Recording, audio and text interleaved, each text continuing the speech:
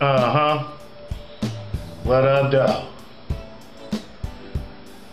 Hey, what up, Doe? What up, Doe? The What Up Doe Show. Yo, what up, Doe? Y'all, what's going on? And welcome to the What Up Doe Show. It's your boy T. Augustus on a Thursday morning. Got a little bit of a late start. Almost didn't make it at 7 something. There's 2 minutes left in the 7 o'clock hour, and it'll be 8 o'clock shortly. But I had to sleep in a little bit this morning. I've been working those long days, open to close all week, and I just had to get some rest this morning to catch up because open is early, but close can get as late as it takes to get the last deal done, if you know what I'm saying. And I have been getting the last deal done. So, on that note, I just want to say big up to all my friends out there on Facebook, all my people out there in the big city of Detroit, in the big city of Houston and Dallas, DFW. Happy birthday shouts go out to Ismail Walton, my homeboy. Used to dance and we used to play baseball together. Actually, me and Ismail played Little League Baseball together on the Yankees. Happy birthday to Haiku Hideout. The big Sean Townsend, what's up, homeboy? Evangeline Gabriel Young. Also, happy birthday to Rodney Story, the actor Rodney Story. Rodney and I did a play together back in the day. It was a play called My Brother's Keeper. He played David, and I was a pimp. I forgot my pimp's name. Anyway, yeah, happy birthday to Aaron Lee Cortez, beautiful Aaron Lee Cortez. And last but not least, a customer of mine. He's now a third-time customer of mine. He and his beautiful wife come through all the time. Alan Thornton, happy birthday. Actually, Eileen's car should be showing up today, Alan, so I probably will see you later this evening. So happy birthday to all. Happy birthday to all of y'all. And on that note, I think we should go right ahead and get right into this and get this party started. Alright, let's see, where are we going to start off at? The other team in Los Angeles is in the news this morning. You know the other team in Los Angeles, the Lakers? Yeah, they're the other team in Los Angeles now. It used to be the Clippers, but now it's the Lakers. But the Lakers are in the news today. Coach D'Antoni resigned, and Twitter is blowing up with excited Laker fans. That's not a good thing when you're a coach, to know that all the fans are cheering that you called it quits. That is not the reaction you want when you take that job. But that's the reaction he got. Why? Because he pretty much sucked for the duration of his stay with Los Angeles, which is now come to a conclusion. Speaking of Los Angeles, let's stay there. Let's talk about our main team there now, the Los Angeles Clippers. Mr. Donald Sterling is in the news today because he's, according to Latone Heart, he's been banned from GameStop, so he can't pick up an NBA N2K, Y2K, whatever they call them, the NBA Live. The Tom was saying all kind of crazy shit he was banned from yesterday. But here's a real one. Here's another one. Don Sterling has now been banned from Nevada's Bunny Ranch brothel. So the Bunny Ranch brothel in Nevada, in Las Vegas, has decided that Donald Sterling's racist remarks is cause for them to say, hey, we have African American chicks in here, and we have a lot of NBA players that come through here, a lot of NBA people in general, and we can't afford to have this guy coming in here, you know, have people offended. He said some of the chicks, some of the prostitutes were even in there crying after those racist remarks. Here's his exact statement. At any given time, 20 to 30% of the prostitutes here are African American.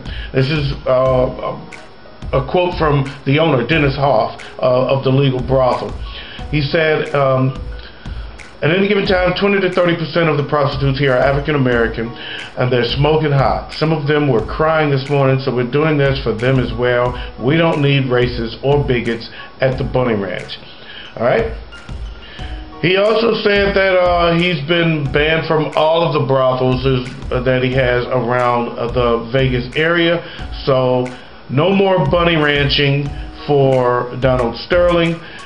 And he joins the list of people that are already banned, the Duck Dynasty guys and Michael Vick. I guess for the dogs. Okay, all right. I was about to say, why is Michael Vick banned? But it's for the dogs. Anyway, little Greg Horner sat in a corner, finding himself arrested. A West Virginia man was arrested 3 times in one day. Greg Horner was arrested for the first time when police were responding to a call about someone using a fake prescription for Xanax at a Rite Aid pharmacy. And while police were at the pharmacy investigating, Horner shows up with another fake prescription. This motherfucker is stupid. Oh boy, man, drugs and alcohol play a key role 90% of the time. And I don't know if you're familiar with the Xanax drug, but supposedly it makes you like a little overly aggressive. Well, he bonded himself out of jail, and a few hours later the police were called to his home for a domestic dispute, and he was then arrested for domestic battery after his wife got a protective order. So the Xanax, he evidently got away with one of them, and he still had some Xanax, took it, and came home and beat his wife or his girlfriend. Yeah, his wife, and was arrested. So, anyway, he bonded himself out again and went back home. And guess what? He was then arrested for the 3rd time in 7 hours for violating the protective order. This time, the judge said, stay your ass in jail, no bond, 10 days. You stay, let the Xanax wear off. Your dumb ass can't get arrested for a 4th time. Redmond, Washington. Redmond City of Washington. A middle school in Redmond, Washington had a project in their class. A teacher had a project that required students to pick cotton so that they could see what it's like to be a slave. And there's a parent that's pretty upset because her daughter is the only black student in the child, and she's like, I don't want my daughter is African American. This is her quote. My daughter is African American, and for her to pick cotton when her grandparents were raised on a plantation to pick cotton, it is not okay, and it's not okay at all.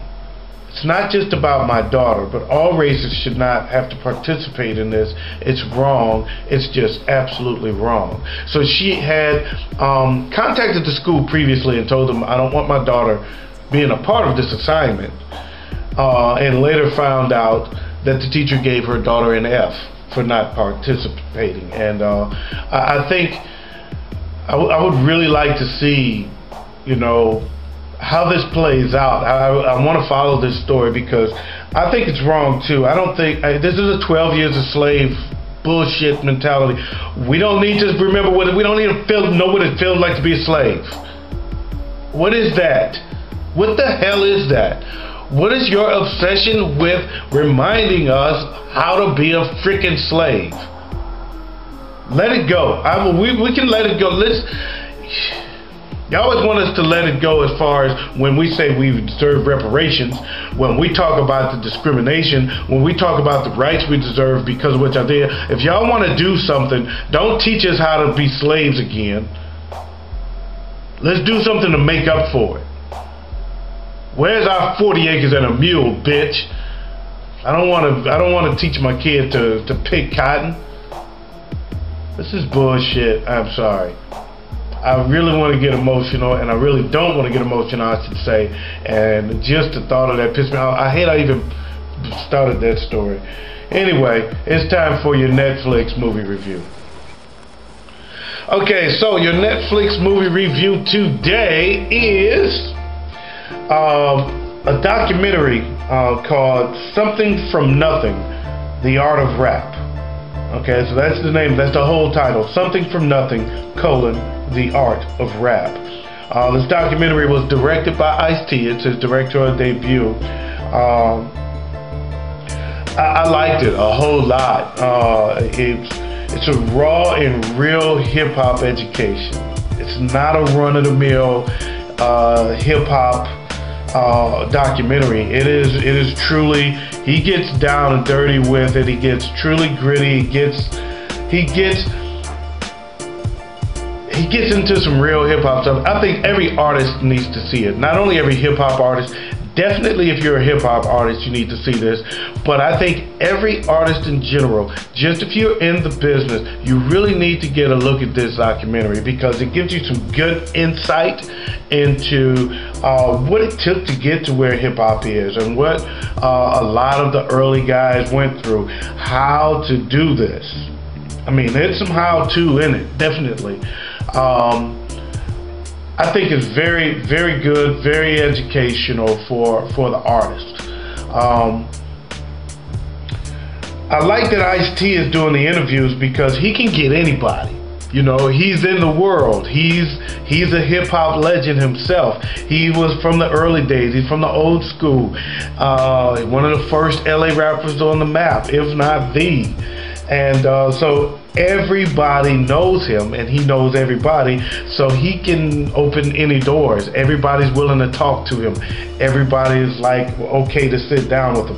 Very well done. I like the way they proceed each interview with a clip from a song. You kind of know who's coming. It's real cool the way they did it. Razzcast, that's Latone's boy Razzcast, is in it.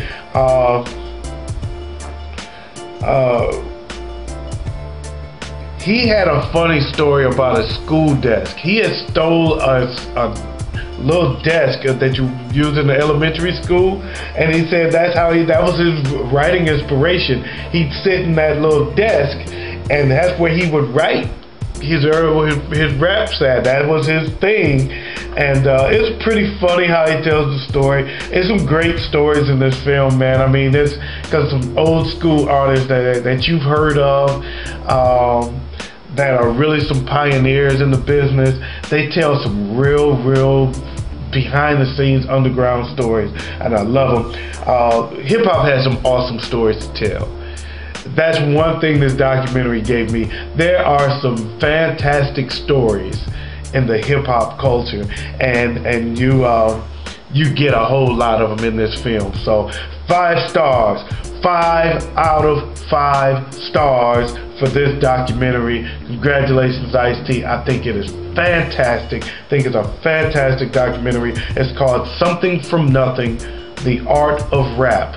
Check it out. I got it on stream, I think. Yeah, I watched it on stream, so you can get it on a Netflix stream and check that one out. That is your Netflix movie review. So that's it for my show this morning, y'all. I want to thank y'all for tuning in.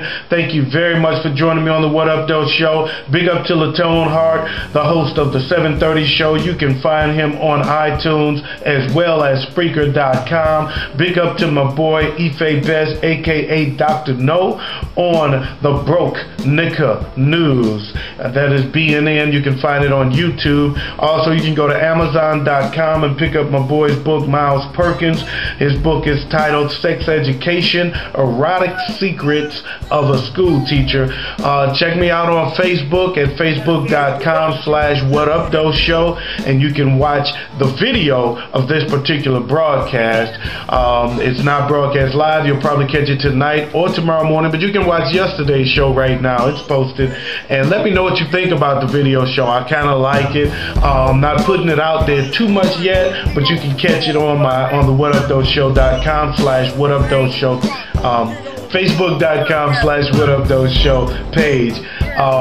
Also, I want to say big up to my brother Mike Wilson out in New Orleans. He has a landscaping business called All Clear, and if your grass is too high and you live in New Orleans, contact me. I will give you more information on how to get in touch with Mike for All Clear Landscaping.